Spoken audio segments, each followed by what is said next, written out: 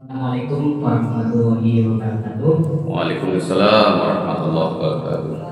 Yang hormat Bapak SPDN selaku mentor pada orientasi pengenalan nilai dan etika instansi bagi SPDN SMA Kesatuan Asari pemerintah Provinsi Jawa Tengah tahun 2024. Yang saya hormati Bapak Ibu Guru beserta seminar orientasi yang hadir di ruangan ini. Alhamdulillah, bersyukur kita pada Allah Subhanahu wa Ta'ala yang telah memberikan rahmat dan hidayahnya pada kita semua, sehingga pada pagi hari ini kita dapat kumpul dalam keadaan sehat walafiat tanpa kurang apapun. Amin amin ya rabbal alamin. Amin. Salawat dan salam senantiasa kita panjatkan kepada junjungan kita Nabi Muhammad SAW Allahumma sholli alaihi. yang telah bukan kita nantikan sahabatnya nanti di yaumil akhir. Baik, sebelum memulai presentasi, perkenalkan terlebih dahulu, nama saya Ahmad Wahyu Reza dari instansi SMA Negeri 1 Wanasari. Saya di sini memangku mapel PJOK. Oke, langsung saja kita masuk ke presentasi.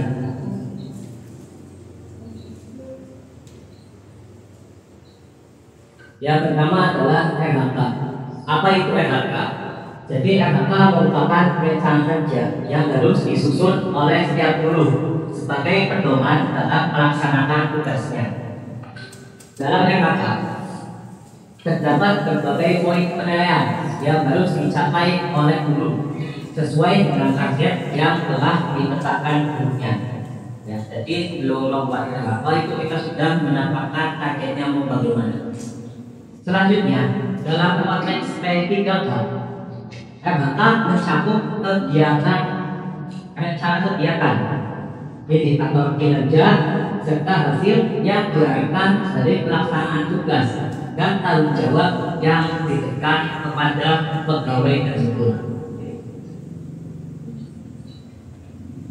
Isi RHK itu umumnya meliputi rencana kegiatan, yaitu kegiatan yang akan dilakukan untuk mencapai target yang akan ditentukan. Kemudian ada indikator kinerja, yaitu sebagai tolak ukur untuk menilai capaian kegiatan tersebut, baik dari segi kualitas, kuantitas maupun waktu pelaksanaannya.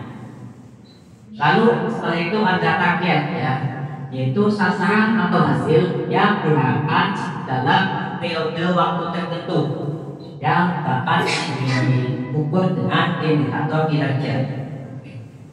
Lalu ada output. Output adalah hasil nyata dari kegiatan yang dilakukan seperti dokumen, laporan atau produk lainnya yang relevan.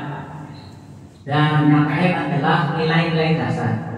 Prinsip-prinsip seperti akuntabilitas, kompetensi, kerjasama dan inovasi yang harus diterapkan dalam pencapaian hasil kerja.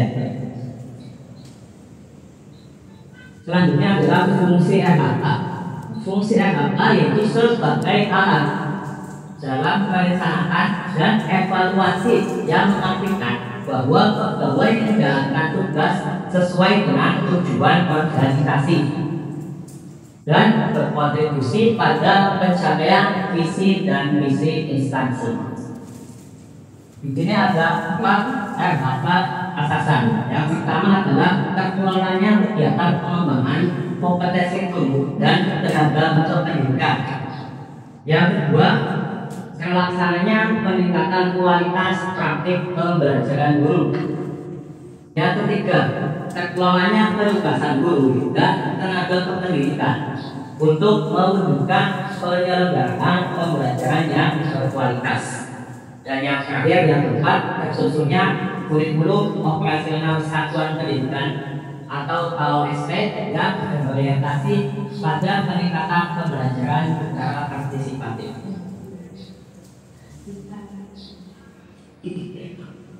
Dari keempat RHK tersebut, kemudian saya menyusun RHK yang isinya yang pertama adalah meningkatnya kompetensi melalui peran sebagai peserta pelatihan mandiri sesuai model kompetensi guru, kepala sekolah, dan atau pengawas sekolah.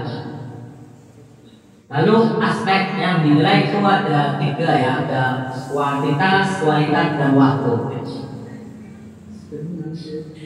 Selanjutnya di poin kedua, yaitu FH-nya adalah terlaksananya pembelajaran melalui perencanaan dan kerangka penilaian atau asesmen yang masuk pada kurikulum operasional satuan pendidikan atau KOSP.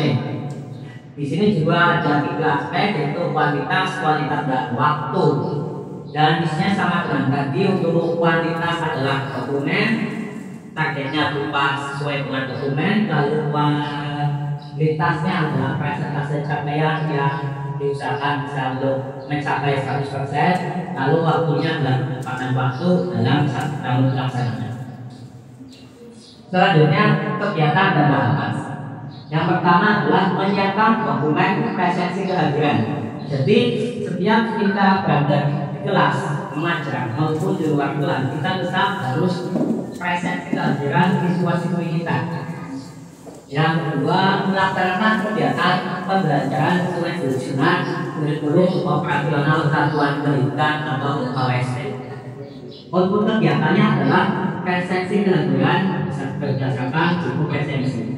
Jadi apabila kita datang ke kelas ataupun kita belajar di lapangan tidak presensi, maka outputnya itu akan hilang. Jadi jangan lupa ketika kita mengajar itu untuk selalu presensi siswa kita untuk sebagai bukti, ya, sebagai bukti tidak akan kita nanti. Dan untuk penerapan nilai-nilai berangkat, yang pertama adalah saya melakukan presensi saat pembelajaran, itu akuntabel dan kompeten. Yang kedua, saya melakukan rekapitulasi. Selanjutnya poin ketiga.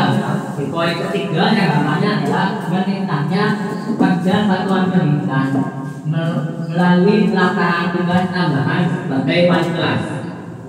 Yang kedua, meningkatnya kerja satuan pendidikan melalui pelaksanaan tugas sebagai pembina ekor. Dan yang ketiga adalah meningkatnya kerja satuan pendidikan melalui pelaksanaan tugas tambahan sebagai guru PTN. Jadi untuk tugas tambahan saya ada 3. Yang pertama adalah guru PTN, terus yang kedua wali kelas, dan yang ketiga adalah pembina ekor. Untuk indikatornya juga ada 3, yaitu melalui aspek kuantitas, kualitas, dan waktu. Kegiatan dan tahapan. Yang pertama adalah menyiapkan rencana tugas sebagai wali kelas, pembina ekskul, dan guru PTN. Yang kedua, melaksanakan tugas sebagai wali kelas, pembina ekskul, dan guru PTN. Dan yang ketiga adalah menyusun laporan sebagai wali kelas, pembina ekskul, dan guru PTN. Jadi ada 3. Menyiapkan dulu, setelah menyiapkan lalu kita melaksanakan, setelah melaksanakan lalu kita menyusun laporan. Dan penerapan nilai-nilai atasnya itu yang pertama adalah saya melakukan konsultasi sebagai bentuk dedikasi saya pada pimpinan atau loyalitas untuk terciptanya kerjasama sinergis yang lebih baik atau kolaboratif. Yang kedua, saya mempunyai referensi dengan cara mencari berbagai sumber untuk dipelajari. Lalu yang ketiga, saya menghargai saran dan masukan yang diberikan oleh teman sejawat dan mentor. Selanjutnya yang terakhir, yang keempat, yaitu yang namanya adalah tersusunnya kurikulum operasional satuan pendidikan atau KOSP sebagai acuan dalam peningkatan pembelajaran. Ada acuannya yaitu kualitas berupa dokumen penyusunan dan targetnya adalah sebuah dokumen. Untuk tahapan kegiatan adalah menyusun kerangka pembelajaran. Yang pertama adalah menyusun draft asesmen atau penilaian. Yang kedua, melaksanakan kegiatan pembelajaran sesuai dengan kurikulum operasional satuan pendidikan atau KOSP. Lalu output kegiatannya adalah dokumen KOSP berdasarkan dokumen KOSP. Lalu penerapan nilai-nilai akhlaknya yang pertama saya lakukan konsultasi sebagai bentuk dedikasi pada pimpinan atau pelayan untuk terciptanya kerjasama sinergis yang lebih baik. Yang kedua, saya mencari referensi dengan mencari dari berbagai sumber menyenangkan untuk dipelajari tentang didik di Kabupaten dan bekerjasama meningkatkan pada teman sejawat dan juga bagus. Lalu yang ketiga, saya memeriksa dan masukan yang diberikan tentang sejawat dan mentor secara manis. Oke, mungkin itu untuk presensi saya para kinerja orientasi kinerja ya. Terima kasih. Sebelum saya menutup, barangkali ada masukan dari Bapak Haji, monggo. Tadi coba dilihat di intervensi rangkaian pengembangan diri tadi Pak. Ada PNN-nya lagi. Ini Pak. Ini tadi untuk indikatornya dokumen indikator kinerja individu dokumen pelatihan untuk kuantitasnya. Oke, kemudian targetnya satu dokumen kegiatan jadwal rencana pelatihan mandiri ya, kemudian outputnya sertifikat PNN ya. Tapi nanti saya berharap jadi orientasi jangan nanti hanya mencari sertifikatnya saja. Jadi apa itu outputnya nanti berarti kan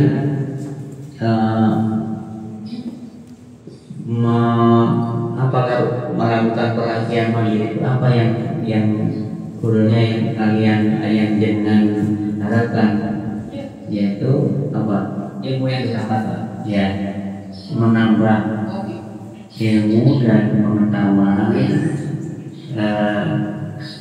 yang dibuktikan dengan sertifikat itu ya. Iya, Nanti artinya bukan sertifikatnya tapi itu ya, pemahamannya itu harusnya. Karena ini saat ini banyak yang ikut pelatihan tapi orientasinya sudah sertifikat untuk bukti SKP gitu ya. Nanti bisa di lengkapi. Ini ya sudah sebetulnya untuk nilai-nilai yang diaplikasikan dalam LHK dan kemudian bisa dilaksanakan dengan baik praktiknya ya, tidak hanya dalam perjalanan. Terima kasih Pak. Ahmad Fadli Reza. terima kasih untuk Bapak Haji atas saran, masukan dan evaluasi pada LHK saya. Berhubung sudah cukup panjang ini, maka saya selesaikan saja ya. Kurang lebihnya mohon maaf. Saya tutup. Assalamualaikum warahmatullahi wabarakatuh. Assalamualaikum warahmatullahi wabarakatuh.